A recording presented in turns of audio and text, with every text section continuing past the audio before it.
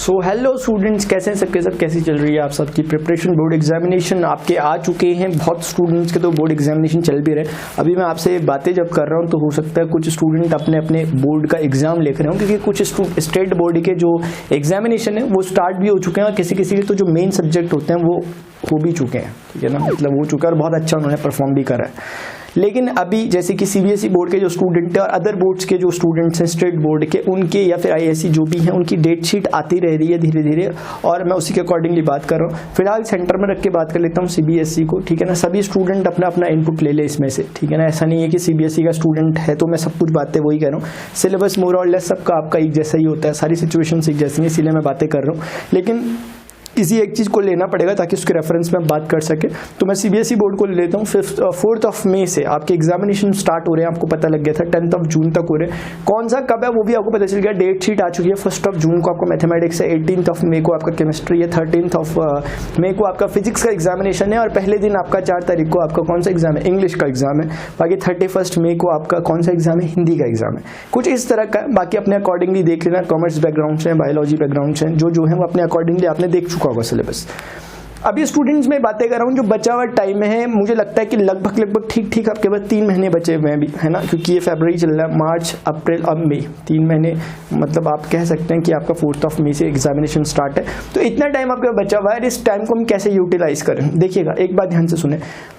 मैं उन स्टूडेंट्स को पढ़ाता हूँ जिन्होंने साल भर पढ़ा था। एक्चुअली मैं ऐसे ही हूँ, ठीक है ना, मतलब ऐसे ही हूँ क्या, मैं हूँ ही वो। तभी आपको हो सकता है फर्स्ट टाइम मैं आपको देख रहा हूँ, क्योंकि मेरे साथ जितने स्टूडेंट पढ़ रहे थे वो शुरुआत से मेरे साथ इंटरेक्शन में, शुरुआत से पढ़ रहे हैं मेरे साथ। और मैं आपको कुछ जरा थोड़ा सा कुछ जानकारी देता हूँ, कुछ इंटरेस्टिंग फैक्ट्स दे देता हूँ आपके सामने।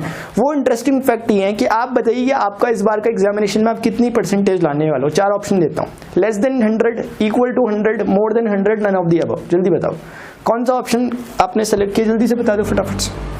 अच्छा, हाँ, तो देखो ये वाले में ना आपके जो टेक्निकली अगर हम बात करें तो इस बारी में आपको मोर देन 100 लाने चाहिए। क्यों मैं ऐसा कह रहा हूँ, क्योंकि देखिए आपसे पहले के जो स्टूडेंट थे, आपसे पहले के जो प्रीवियस ईयर के स्टूडेंट थे, उनको और अपने आप को एक बार कंपेयर करते हैं। आपको और उनको क्या करते हैं, एक बार कंपेयर करते हैं। ये देखिए कि उनके पास इससे पहले जो थे कितना टाइम था एग्जामिनेशन की प्रिपरेशन करने के लिए, ज़्यादा था या कम था आपके कंपेरिजन में, ये बताइए। सीधी सी बात है, उनके एग्जामिनेशन फरवरी मार्च से स्टार्ट हो जाते थे, ठीक है ना। आपके एग्जामिनेशन इस बार मई से स्टार्ट हो रहे हैं। 2-3 महीने का आपको एक्स्ट्रा टाइम फ्री में मिल रहा है, एक बात। दूसरी बात यह है कि पहले जब वो लोग पढ़ते थे तो उस दौरान वो स्कूल जाते थे, अपने पूरे जो उनका सेशन चला हुआ उस दौरान वो स्कूल जाते थे। स्कूल जाने में कुछ टाइम उनका यूज होता था, आने जाने में खर्च होता था, और उस टाइम में उन्हें अपनी पढ़ाई करनी पड़ती थी। ये भी आपके पास नहीं था। आपको इस बार घर में रहकर पढ़ना था। नो डाउट आपको ऑनलाइन वर्क मिलता होगा, आप वो करते होंगे, है ना, लेकिन फिर भी आपके पास इस बार टाइम थोड़ा उनके अकॉर्डिंगली ज़्यादा था। दूसरी बात ये हुई। और तीसरी बात ये देखिए, सिलेबस, क्या आपके पास सिलेबस ज़्यादा हो गया इस बार? आपको 2-3 महीने जब एक्स्ट्रा दिए गए हैं तो क्या आपको सिलेबस भी एक्स्ट्रा दे दिया गया? नहीं, उल्टा हो गया, सिलेबस रिड्यूस हो गया आपका। यानी कि 30% भी कम आपके ही कर दिए गए और आप एक्स्ट्रा टाइम भी आप ही को दिया जा रहा है, तो गजब हो गया।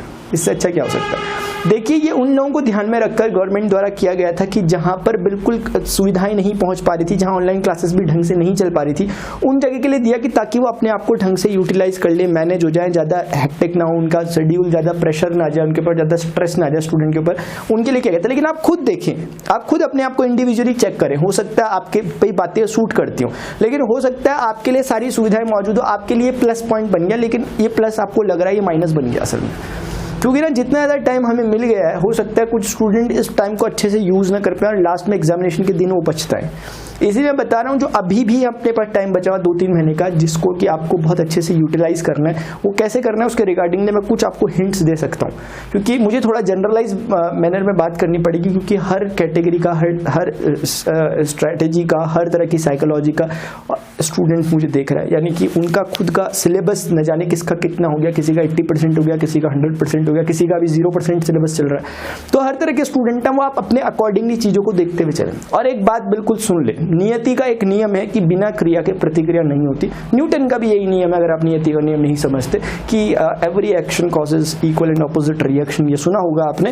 यानी मेरा कहने का मतलब यह है, स्टूडेंट अगर कुछ करोगे नहीं, पेपर कितना भी इजी आए, आप कुछ नहीं कर सकते।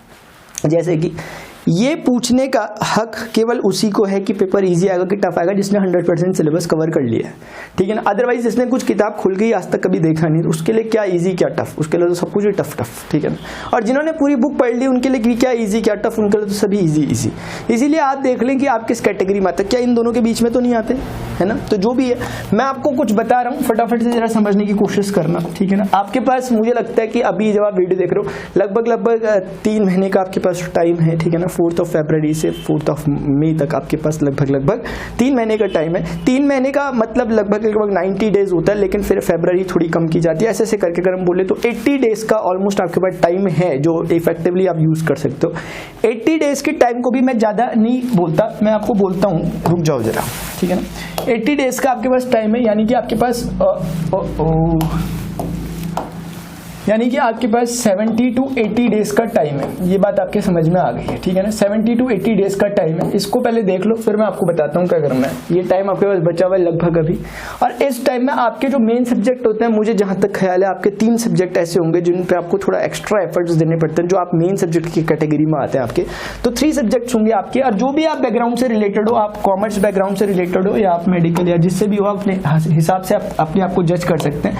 तो मैं ये कहना चाह रहा हूँ कि अगर मैं बोलूँ कि 75 डेज आपके पास बचे हुए हैं ऑन एन एवरेज, उसमें से आपने 25 जो डेज हैं आपके वो किसी एक मेन सब्जेक्ट के लिए हो गए, और दूसरे 25 डेज आपके किसी दूसरे मेन सब्जेक्ट के लिए हो गए, और तीसरे 25 डेज आपने इनको बाइफरकेट कर दिया 3 हिस्सों में, यानी कि 25 डेज आपके पास बचे हुए। एक बात ये आप अपने हिसाब से आप चूज कर सकते हो कि आप कहना चाह रहे हो कि भाई ये मेरा फिजिक्स का है तो आप इसे फिजिक्स का एग्जाम कह दो, फिजिक्स के लिए कह लो सब्जेक्ट के लिए, या आपका हो सकता है केमिस्ट्री का कोई सब्जेक्ट होगा। मैं बात कर रहा हूँ ये एक मैथमेटिक्स, बायोलॉजी या जो भी आपका सब्जेक्ट होगा, जो भी आपके 3 मेन सब्जेक्ट है कॉमर्स बैकग्राउंड के, अपने अकॉर्डिंगली चूज कर दूं। बस मेन स्ट्रक्चर देखो जो मैं बताने जा रहा हूँ। मैं सब्जेक्ट का कोई आपको फॉर्मूला नहीं पढ़ाने वाला फिजिक्स का कि कहीं आप मेरे से बाद में कहने लग जाएंगे हम फिजिक्स के नहीं है, आपने हमारे लिए नहीं बताया। ध्यान रखना, जस्ट एक नाम दे दिया, let's say physics, let's say chemistry, let's say mathematics, let's say biology. अभी स्टूडेंट मैं क्या कह रहा हूँ कि इनमें से भी 2-3 सब्जेक्टों में से 3 सब्जेक्ट में से आपके पास कोई 1 या 2 ऐसे सब्जेक्ट होंगे जिनमें आपकी प्रिपरेशन एक अच्छे लेवल तक की है, और तीसरे में आपकी प्रिपरेशन बहुत खराब है।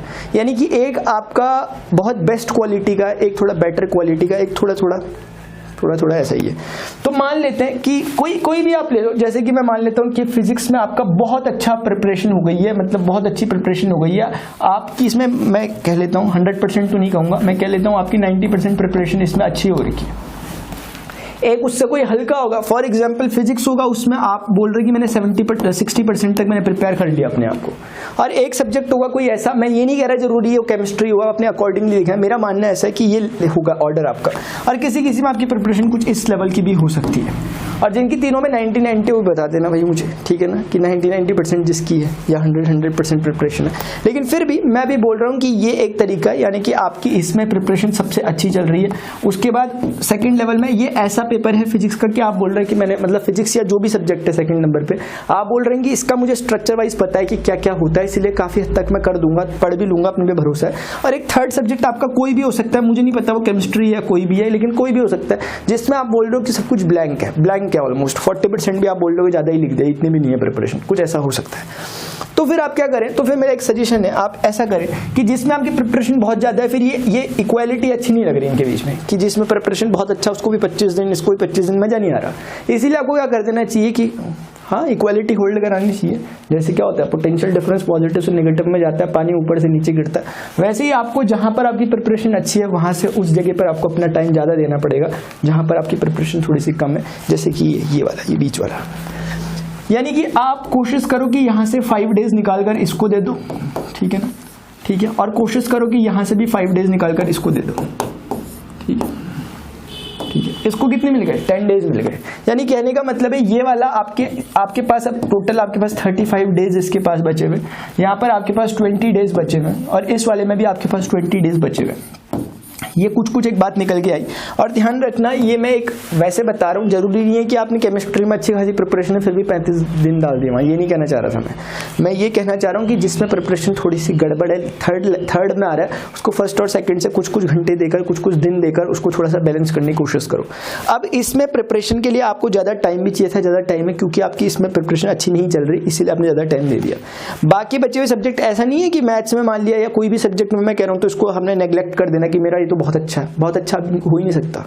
कोई भी सब्जेक्ट की बात कर रहा हूँ, जब तक आपका एग्जामिनेशन नहीं होता कोई भी सब्जेक्ट आपका 100% नहीं होगा, ध्यान रखना। हाँ, बहुत एक लेवल तक पहुंचने की कोशिश करोगे लेकिन परफेक्ट अभी हुए नहीं होगे, ठीक है ना। इसीलिए आपको इनमें भी क्या करनी है, लगातार अपनी कोशिश जारी रखनी है बाकी बचे हुए सब्जेक्ट्स में, ठीक है। और अगर मैं बताऊं कि फिजिक्स और केमिस्ट्री और मैथमेटिक्स के लिए आपको किस तरह से प्रिपेयर करना चाहिए, थोड़ा से मैं हिंट आपको देता हूं, वरना सेपरेटली हर एक सब्जेक्ट के लिए मैं वीडियो बाद में बनाऊंगा, लेकिन अभी थोड़ा सा मैं एक हल्के वे में आपको बताता हूं कि आपको किस तरह से प्रिपरेशन करनी चाहिए।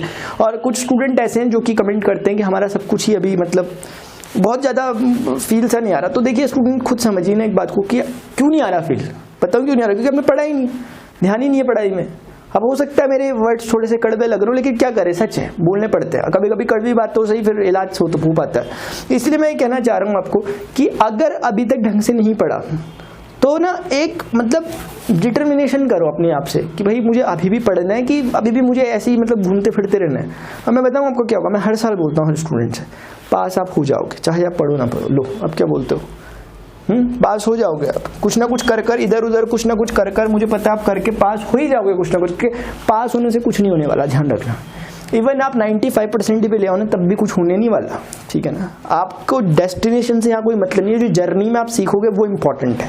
जो जर्नी होगी जो आपको बताएगी कि कैसे पढ़ने के लिए एक सिटिंग ली जाती है, कैसे 3-3, 4-4, 5-5 घंटे बैठा था, वो एक्सपीरियंस इकट्ठा होगा आपके सबकॉन्शियस में।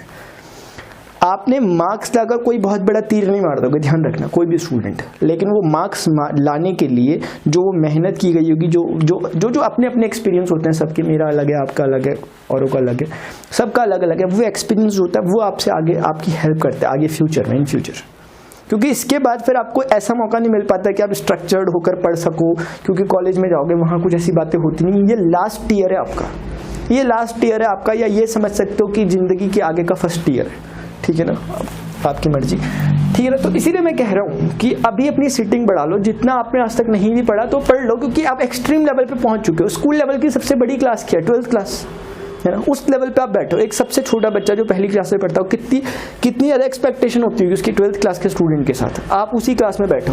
पहले तो ये बताओ फील आ रहा है कि 12th में हो कि नहीं हो, 12th कितनी बड़ी क्लास है। जब मैं 2nd क्लास में पढ़ता था तो मैं देखता था 12th वाले बच्चे, आहा मजा आता था देख के, इतने मतलब कितने कैसे होंगे, है ना। आप वही हो 12th क्लास के, ठीक है ना। तो बिल्कुल भी इसे हल्के मतलब, और जो आज तक नहीं हुआ वो अभी होगा, क्योंकि आज तक आपने जो नहीं किया था वो आप करने वाले हो, ठीक है ना। इसीलिए जो ये बचा हुआ टाइम है इसमें प्रिपरेशन करो। जैसे एग्जांपल के लिए, बाकी लोग नाराज मत होना जो मैथमेटिक्स बैकग्राउंड से नहीं है, वो अपने हिसाब से देख लेना। मैं फिलहाल मैथमेटिक्स की बात कर रहा हूँ। मैथमेटिक्स की प्रिपरेशन कैसे करें, मैथमेटिक्स का तो बोलो ही मत, मेरे सामने खड़े और मैथमेटिक्स के लिए तो बोलो ही मत कि हमारी प्रिपरेशन नहीं हुई, ठीक है। मैथमेटिक्स में आपका 100% हो गया होगा सब कुछ कवर, क्योंकि सब कुछ करा के रख रखा है, बताओ, है ना। आपके लिए इतनी क्लासेस लेता हूँ कि मतलब क्या बताऊँ मैं, ठीक है ना। इसलिए मैथमेटिक्स में मैंने आपके लिए बहुत कुछ चीज़ें करी हैं। देखो मेरी बात सुनो, एक तो मैंने आपको सभी NCERT सॉल्यूशन हर चैप्टर के ऑलरेडी करा रखे थे। इसकी नीड उन स्टूडेंट्स को पता लगी होगी और इन्होंने इसका फायदा उठाएगा जिन्होंने अभी पहले से पढ़ना स्टार्ट कर दिया था। उन लोगों ने NCERT सॉल्यूशन को अच्छे से कवर कर लिया होगा, क्योंकि NCERT के अलावा पेपर कहीं से आने नहीं वाला। एक बात ध्यान रखो, चाहे आप किसी भी बोर्ड से रिलेटेड हो। अब ये मत कहना कि NCERT का एकदम वर्ड टू वर्ड आता है, इतना आ जाएगा कि आपको पता भी नहीं चलेगा NCERT के बाहर से आया, लेकिन आप उसे कर लोगे अगर आपने NCERT पढ़ी है तो, हर चैप्टर की।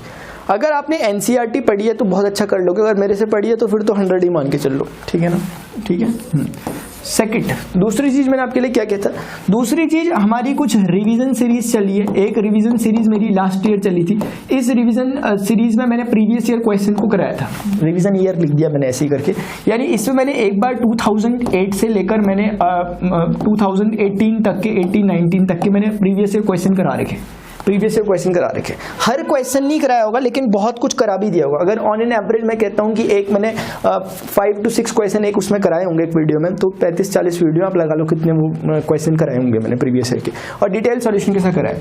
तीसरी चीज जो मैथमेटिक्स में मैंने आपके लिए की है, वो मैंने इस ईयर आपके लिए अभी एक सीरीज चलाई थी, नाम था उसका क्या, वेरी गुड, नाम था उसका प्रचंड सीरीज, ठीक है ना। एक प्रचंड सीरीज मैंने आपके लिए चलाई थी, तो ये आपकी प्रचंड सीरीज है, ठीक है। ये आपकी कौन है, प्रचंड सीरीज, ये भी मैंने आपको कराई थी। इस प्रचंड सीरीज में क्या था, इस प्रचंड सीरीज में आपको मैंने कराए थे वन शॉट्स करा रखे हैं, और अभी ये कंटिन्यूएशन में है, ये चली रही है अभी, क्या ना। इसमें मैंने आपको एक तो वन शॉट्स करा रखे हैं, यानी कि वन शॉट मतलब हर जो आपका चैप्टर है, आप बोल रहे हैं कि मेरे पास इतना टाइम नहीं है कि मैं एक एक क्वेश्चन करके अभी करूं, मेरे पास कम टाइम बचा हुआ, जबकि ऐसा है नहीं, टाइम आपके पास सफिशिएंट है। तो आप कह रहे हो कि मैं कैसे करूं, एक ही फ्रेम में मुझे सब कुछ नजर आ जाए, यानी कि इस चैप्टर में है क्या, इसकी बेसिक साइकोलॉजी मुझे चैप्टर की समझ में आ जाए, इसमें करना क्या है, मेरा दिमाग ऑलरेडी तेज है, मुझे बस थोड़े से हिंट चाहिए। आप ऐसा सोचते हो अगर, तो आप इन्हें वन शॉट्स को देख लेना चाहिए, ठीक है ना। और दिमाग तेज होने ना होने की इसमें कोई बात नहीं, क्योंकि मैंने वन शॉट करके मैंने स्किप नहीं करी चीज, ये इंपॉर्टेंट बात है। ऐसा नहीं है कि वन शॉट मैंने ये सोच के पढ़ाया है कि आपने ऊपर का सब कुछ करा है। वन शॉट मैंने ये सोच के कराया है कि अगर कोई बिगनर भी इसे देख रहा है, कोई कॉम्पिटिटिव एग्जामिनेशन की प्रिपरेशन करने वाला इसे देख रहा है, या कोई भी देख रहा है, वो एक बारी में अपने चैप्टर को क्लियर कर सके with each and every concept, ठीक है ना, विद देयर एग्जांपल्स। ये वन शॉट है एक चीज। दूसरी चीज मैंने मतलब वन शॉट करा रखे मैंने, और जो आपके एनसीईआरटी चैप्टर्स हैं उनके करा रखे हैं, और आप इसको देखोगे तो आपको बहुत अच्छा फील होने वाला है। जैसे कि मैंने इसमें आपको पूरी कैलकुलस ऑलमोस्ट करा रखी है, मैंने ऑलमोस्ट मतलब करा रखी है। उसके बाद मैंने आपको इसमें वेक्टर अलजेब्रा एंड 3D करा रखा है, मैंने आपको इसमें रिलेशन फंक्शन करा रखा है, प्रोबेबिलिटी बचा वो मैं करा दूंगा, एलपीपी टाइप की चीजें बची वो मैं करा दूंगा वन शॉट्स में। तो आपका ओवरऑल ये कंप्लीट पैकेज है, ध्यान रखना, प्रेजेंट सीरीज के अंदर एक कंप्लीट पैकेज आपको मिल रहा है, ये बात ध्यान रखना। और ये टोटली जितनी चीजें हैं ना, ये फ्री ऑफ कॉस्ट ही है, ठीक है ना। अब मुझे लगता है कि आपको तब तक इसका इंपॉर्टेंस समझ नहीं आएगी कुछ स्टूडेंट को, जब तक मैं इसका कुछ प्राइसिंग नहीं कर देने वाला। जब तक मैं इसकी कुछ प्राइसिंग नहीं कर देने वाला, तब तक आप लोगों को लगता है समझ नहीं आएगा कि इसकी कॉस्ट क्या है। और ध्यान रखना, जितनी कीमती चीजें होती है वो सभी की सभी फ्री होती है। आप हवा ले रहे हैं ना, ऑक्सीजन वगैरह वगैरह सब क्या है, फ्री है, लेकिन कीमत है इसकी। सूर्य की किरणें जो आती हैं क्या है, फ्री है, लेकिन कीमत ऐसी है कि बेशकीमती है ना, कीमत लगा के इनकी कीमत घट जाती है असल में, इसलिए कीमत नहीं लगाई जाती है। चलो ठीक है, वो चीजें आपके पास। तो मैथमेटिक्स में मेरे साथ रहकर जो भी स्टूडेंट मुझे फॉलो कर रहा है, अगर 2-3 महीने से भी एटलीस्ट फॉलो कर रहे हो मुझे, तो आपको समझ में आ गया होगा मुझे इतना बोलने की जरूरत नहीं थी। ये उनके लिए बोला गया था जो नए स्टूडेंट है, अदरवाइज मेरे बहुत से ऐसे स्टूडेंट जो बहुत सिंसियर हैं, जिन्होंने सब कुछ फोड़ फाड़ दिया यहाँ पे मैथमेटिक्स में, ठीक है। चलो ठीक है, दूसरे आते हैं केमिस्ट्री वाले। केमिस्ट्री के स्टूडेंट बोल रहे हैं कि हम कैसे प्रिपरेशन करें, केमिस्ट्री बहुत हार्ड हो गया, ये हो गया वो हो गया। मैं सेपरेट लेक्चर बनाऊंगा, लेकिन अभी इन शॉर्ट एक बात कहता हूँ बहुत काम की, एक बात कहता हूँ बहुत काम की, वो ये है स्टूडेंट्स की, हाँ अच्छा ठीक है, वो काम की बात यह है कि केमिस्ट्री का कुछ नहीं करना। एनसीईआरटी की जो एक्सरसाइज प्रॉब्लम्स है, एक्सरसाइज जो प्रॉब्लम्स है, एक्सरसाइज प्रॉब्लम के सॉल्यूशन आपके पास कोई भी बुक्स होती है अवेलेबल जिसमें एक्सरसाइज के सॉल्यूशन दिए होते हैं, है ना, बहुत जगह सॉल्यूशन होते हैं। और प्लीज एक रिक्वेस्ट है आपसे, किसी की सॉफ्ट कॉपी से मत पढ़ा करो, पीडीएफ वगैरह से मत पढ़ा करो अभी इस स्टैंडर्ड में रहकर, खासतौर से। वैसे ही हम इतना ऑनलाइन वर्क कर रहे हैं, ठीक है ना, आंखें ऊँखें में मतलब गलत असर पड़ेगा परनीशियस से काफी ज्यादा, वो जो किरणें आती है उसकी, ठीक है।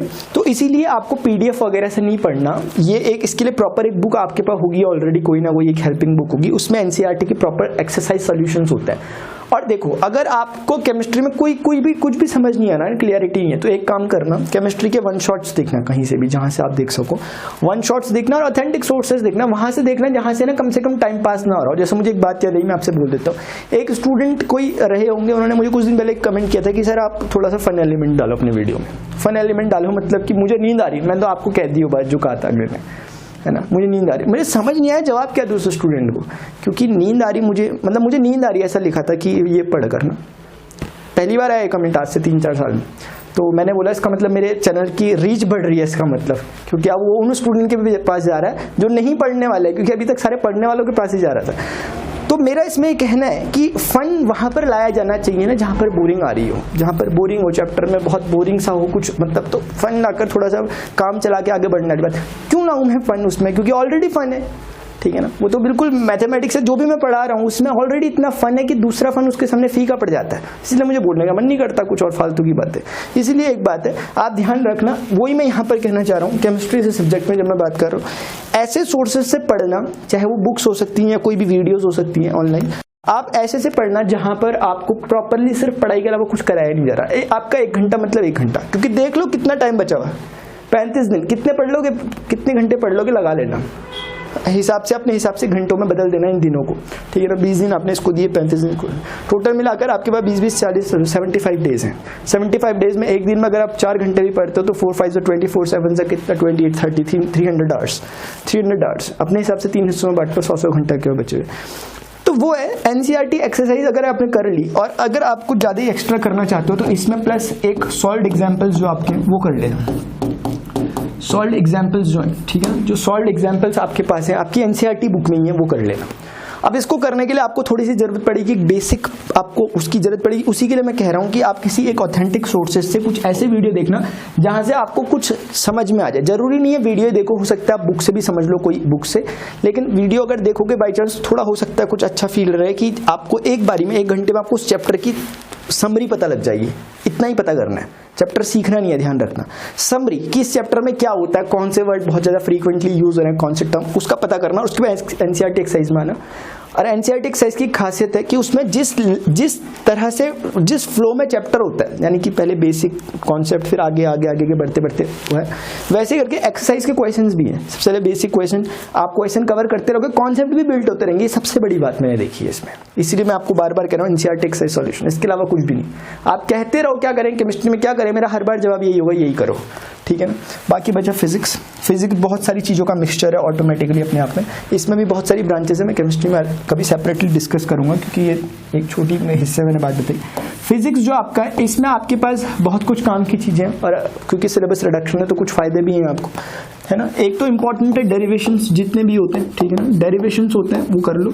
और इंपॉर्टेंट बात ये भी है कि डेरिवेशन को कुछ स्टूडेंट वैसे ही समझ रहे हैं कि डेरिवेशन, अगर आपने डेरिवेशन जो कर दी तो फिर आपको तो सारा फिजिक्स ही कवर हो गई, इसलिए डेरिवेशन को थोड़ा तरीके से करने की कोशिश करना, ठीक है ना। डेरिवेशंस, उसके बाद कुछ आपके लॉज होते हैं, कुछ हाइपोथेसिस होती हैं, कुछ थ्योरम होती हैं, ये सब चीजें आपने कवर करनी है। और इसका हिंट आपको प्रीवियस ईयर क्वेश्चंस को देखकर लग जाएगा। वन शॉट्स जहां अवेलेबल हो पा रहे हैं वन शॉट्स को देखने की कोशिश करो, और वन शॉट्स पढ़ो और थोड़ा सा ऐसे पढ़ो, लास्ट में अपने आप को एनालिसिस भी कर लो कि क्या आपने जो पढ़ा वो सही है कि भी नहीं है। मेरी बात समझ में आ रही? यानी मैं ये कहना चाह रहा हूँ कि क्या आपने जो भी आपने पढ़ा, क्या आपका टाइम, मतलब टाइम वसूल हुआ क्या आपका, जो आपने टाइम डाला था उसमें, वीडियो या बुक या जो भी आप पढ़ रहे हो उसके द्वारा। ये भी इंपॉर्टेंट बात है। बहुत सी चीजें यहाँ पर न्यूमेरिकल पोर्शन भी होता है, लेकिन न्यूमेरिकल पे ना बहुत ज्यादा घबराने वाली बात नहीं होती, एक बात ध्यान रखना। अगर आप फिजिक्स जैसा सब्जेक्ट पढ़ रहे हो और वो भी सेशनल एग्जामिनेशन के लिए पढ़ रहे हो, अपने 12th बोर्ड एग्जामिनेशन के लिए, न्यूमेरिकल को देख के बिल्कुल नहीं घबराना, क्योंकि टोटली फॉर्मूला बेस्ड आपकी आते हैं, टोटल फॉर्मूला बेस्ड आते हैं। इसीलिए मेरा सबसे इंपॉर्टेंट बात है जो मैं कहना चाह रहा हूँ वो ये है कि अगर आप फिजिक्स पढ़ लो, सबसे इंपॉर्टेंट जो चीज इसमें पढ़ने लायक है फिजिक्स में वो है सिर्फ और सिर्फ डेरिवेशन। डेरिवेशन अगर आप कवर कर रहे हो, डेरिवेशन के दौरान ही आपके लॉस चले जाते हैं, थ्योरम्स आ जाती है, और उसी डेरिवेशन से जो फॉर्मूला डिराइव होता है वही आपकी हेल्प करता है इस न्यूमेरिकल को करने में। और न्यूमेरिकल कोई बहुत बड़ी बात नहीं होती। फिर भी आप कह रहे हो मुझे न्यूमेरिकल अच्छे से करना एग्जामिनेशन में, बोर्ड एग्जामिनेशन में, तो एक काम करना, एनसीईआरटी के क्वेश्चन जरूर करिए। एनसीईआरटी के जितने क्वेश्चंस हैं एक्सरसाइज में, वो अगर आपने कर लिए तो वही लेवल होता है क्वेश्चंस के न्यूमेरिकल आने का। बहुत इजी, मतलब क्या बोलूँ, कुछ ज्यादा इजी क्वेश्चंस आपसे पूछे जाते हैं एनसीईआरटी के। इसीलिए स्टूडेंट, ये छोटी सी बात है जो मैं आप लोगों को बताना चाह रहा हूँ। फिजिक्स के लिए, केमिस्ट्री के लिए, मैथमेटिक्स के लिए मैंने आपको बता दिया। इस तरह से चीजों को फॉलो करो और एक प्रॉपर स्ट्रेटेजी बना दो। अगर आप 5 दिन तक भी किसी स्ट्रेटेजी पे टिक जाते हो, आपकी बनाई हुई इंडिविजुअल जो भी है, इससे सिर्फ इनपुट लो। मैं ये नहीं कह रहा एग्जैक्ट यही करो, अपने हिसाब से हेर फेर जो करना है कर लो, क्योंकि आप इतने समझदार हैं कि आप अपने हिसाब से इसमें चीजों को देख सकते हैं कि क्या करना है कम, क्या करना है ज्यादा, वो आप जानते हैं। मैं ये कहना चाह रहा हूं कि अगर आप 5 दिनों तक भी एटलीस्ट किसी एक स्ट्रेटेजी पे स्टिक हो जाते हो, यानी कि आपने कुछ सोचा कि मुझे करना है और वो सिर्फ करना हवा में ही नहीं हो गया, कहीं ऐसा नहीं कि हमने हवा में ही सोच लिया, मैंने केमिस्ट्री पढ़ ली, चलो थक गया केमिस्ट्री पढ़ के अब फिजिक्स पढ़ लेता हूँ, ये ऐसे नहीं चलता काम। किसी एक सब्जेक्ट का स्टिक होना पड़ेगा। और जब फिजिक्स पढ़ रहे हो तो फिजिक्स पे ध्यान रखना चाहिए। जैसे कभी मैं पढ़ा रहता हूँ, कोई टॉपिक पढ़ा रहता हूँ, प्रोबेबिलिटी पढ़ा रहा हूँ, तो स्टूडेंट कहते हैं वेक्टर पढ़ा दो। अब मैं वेक्टर पढ़ा रहा हूँ, कुछ कहते हैं प्रोबेबिलिटी पढ़ा दो। मतलब स्टिक नहीं हो पाते उस समय, हमारा दिमाग भागता रहता है, चंचल दिमाग, ऐसा नहीं चाहिए। इसीलिए हमें क्या करना है, जो भी पढ़ रहे हो जिस समय, फिजिक्स पढ़ रहे हो तो फिजिक्स के अलावा कुछ होना नहीं चाहिए, भूल जाओ आपके और भी सब्जेक्ट होते हैं दुनिया में। केमिस्ट्री पढ़ रहे हो, केमिस्ट्री बस। और एक काम छोटा सा और करना, जब ये केमिस्ट्री ऐसी चीज पढ़ रहे हो, नोट्स बनाना, लेकिन नोट्स का मतलब ये नहीं कि बुक को अपनी कॉपी में छाप देना, वो नोट्स नहीं कह रहा। नोट्स ऐसे कि एक शॉर्ट नोट्स हो, टैग फॉर्म हो, ताकि आप उसको देखकर एक छोटा सा वर्ड देखो पूरी कहानी खुल जाए, ऐसे वाले टैग बनाना। मैथ्स में स्पेशल नोट्स बनाने की कोई जरूरत नहीं है, लेकिन कहीं कहीं पर कुछ की नोट्स होते हैं, कुछ ऐसे इंटीग्रेशन होते हैं, कुछ ऐसे डिफरेंशिएशन होते हैं जो बड़े इंपॉर्टेंट होते हैं, जो गेम चेंजर होते हैं, उनको नोट करना। फॉर्मूला नोट करना, फॉर्मूला शीट बनाना मैं इसके फेवर में नहीं, क्योंकि फॉर्मूला शीट बना रहे हो उसका मतलब आपने प्रैक्टिस अच्छे से नहीं करी। बाकी फिजिक्स, हाँ, इसमें बहुत सी काम की चीजें हो सकती है नोट्स बनाने में। डेरिवेशंस, जो इंपॉर्टेंट डेरिवेशन है वो 10 बार प्रैक्टिस करो, रफ कॉपी में बहुत बार प्रैक्टिस करो। न्यूमेरिकल्स थोड़ा सा प्रैक्टिस करते रहो। थ्योरम्स लॉज असल में कोई बहुत बड़ी बात नहीं होती, याद नहीं किए जाते, इनके जस्ट एप्लीकेशन देखे जाते हैं और लॉज अपने आप याद हो जाता है, उसमें कोई बड़ी बात नहीं अगर तरीके से पढ़ रहा। तो स्टूडेंट ये कुछ स्ट्रैटेजी थी जो कि आपके बोर्ड एग्जामिनेशन के लिए मुझे आपको बतानी जरूरी थी, ठीक है ना। और मैं देखता हूँ आपको मैं और क्या ज़्यादा इफेक्टिवली आपके साथ कर सकता हूँ। अभी तो बोलूँगा नहीं कि क्या करने वाला हूँ, लेकिन मैं जल्दी आपको बताऊँगा और इस बार आपको जब दिखेगा तभी आपको समझ में आएगा। तो आप मेरे साथ कनेक्टेड रहिए। जो भी स्टूडेंट मुझे फर्स्ट टाइम देख रहे हो तो इस चैनल को जरूर सब्सक्राइब कर लें, ठीक है ना। और हो सके अगर वीडियो इन्फॉर्मेटिव लगा सिर्फ और सिर्फ तभी इस वीडियो को लाइक करें और सब्सक्राइब जरूर कर लें ताकि आपको नोटिफिकेशंस मिलते रहें, क्योंकि आने वाले दिनों में बहुत कुछ इंटरेस्टिंग होने वाला है। और जितनी बातें बताइए, सारी बातें जो बताई, कोई भी प्रॉब्लम हो रही है मुझे पूछ लेना, ठीक है ना। और प्रणव पांडे सर्च करना यूट्यूब में, प्लेलिस्ट में जाना, वहाँ सब कुछ चीज़ें दिख जाती है। चलिए ठीक है स्टूडेंट्स, अभी के लिए मुझे लगता है आपके लिए कुछ ना कुछ हेल्पफुल रहा होगा। जितना हेल्पफुल रहा नहीं रहा, जो क्वेश्चन है क्वेरी है वो आप कमेंट बॉक्स में पूछ सकते हैं। अभी के लिए फिलहाल इतना ही, मिलता है अपने नेक्स्ट लेक्चर में, नेक्स्ट सेशन में। गुड बाय, सी या, हैव अ ग्रेट डे।